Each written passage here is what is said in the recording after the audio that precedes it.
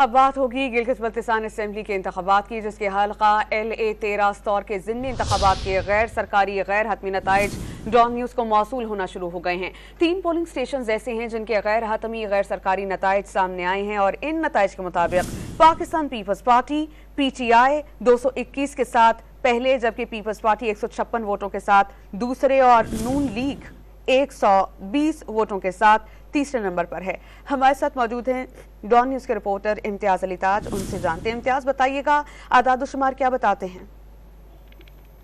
जी, इस वक्त आदाद-ओ-शुमार मुसलसल तेजी से तब्दील होते आ रहे हैं, क्योंकि जैसे ही जो मुख्तलिफ पार्टियों के जो उम्मीदवार हैं उनके जो आबाई पोलिंग स्टेशन है वहां से जब नताइज सामने आना शुरू हो जाते हैं तो एकदम ये रिजल्ट तब्दील हो रहा है। और इस वक्त जो सख्त मुकाबला है पाकिस्तान तहरीक इंसाफ और पाकिस्तान पीपल्स पार्टी के माबेन है।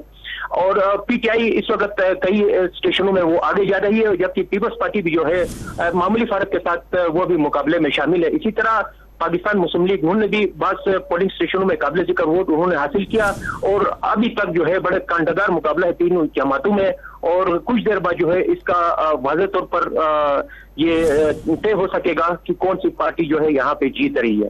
जी इम्तियाज, बहुत शुक्रिया। मजीद अपडेट्स भी आपसे लेते रहेंगे।